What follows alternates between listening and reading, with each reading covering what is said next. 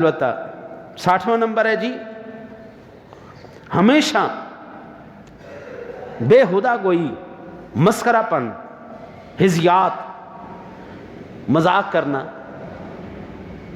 اور مذاق میں مصروف رہنا،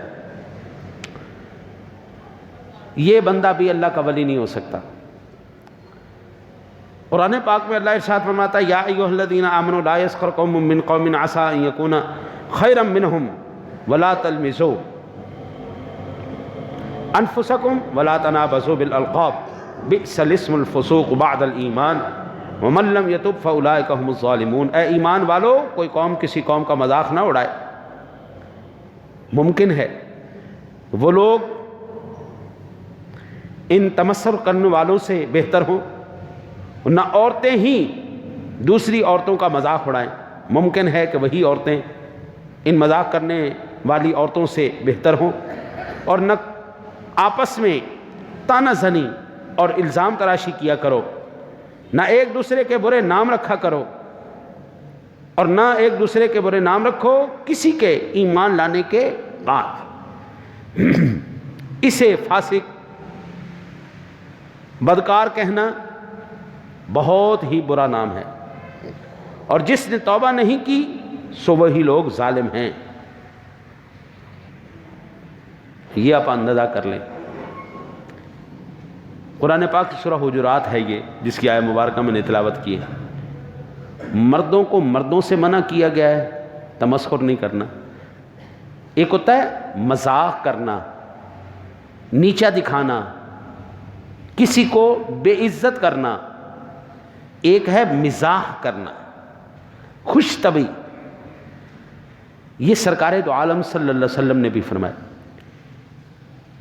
میرے آقا نبی اکرم صلی اللہ علیہ وسلم کا فرمان عالی شان ہے انی لا اقول الا حقا قال بعض اصحابہ فانک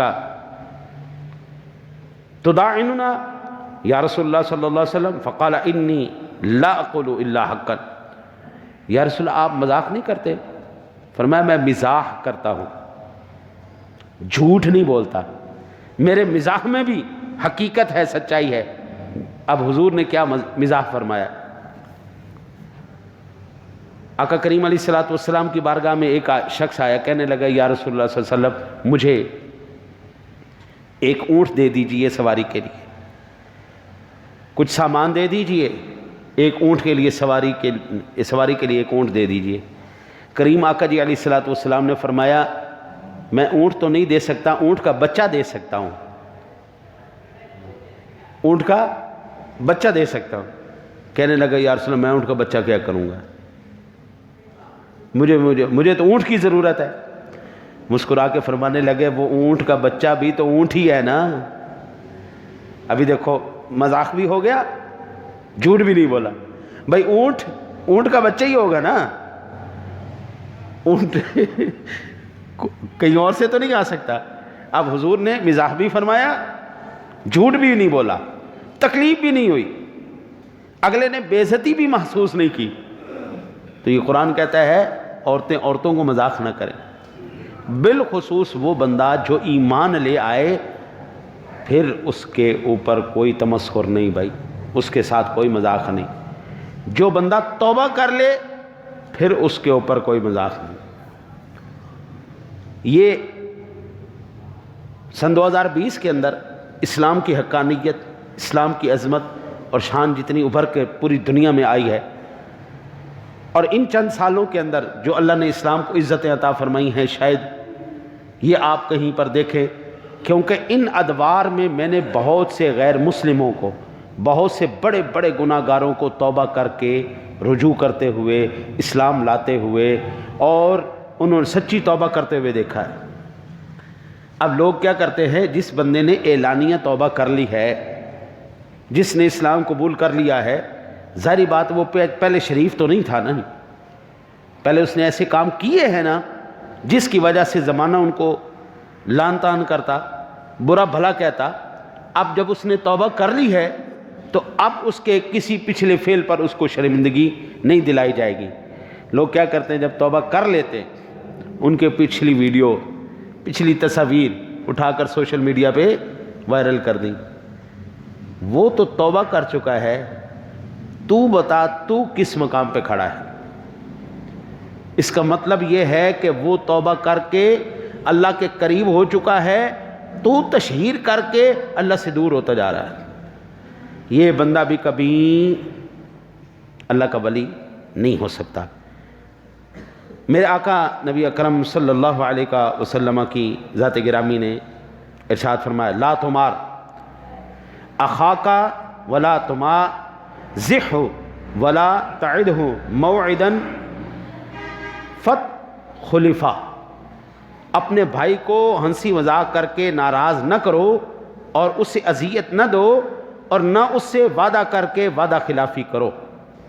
یہ ترمذی شریف کتاب بر والصلہ کی حدیث پاک ہے۔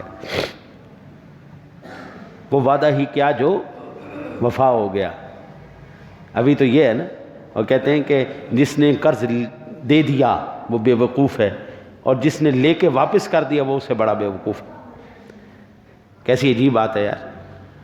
کریمہ کجی علیہ الصلوۃ والسلام نے ایک ایمان والے کی یہ نشانی نہیں بتائی۔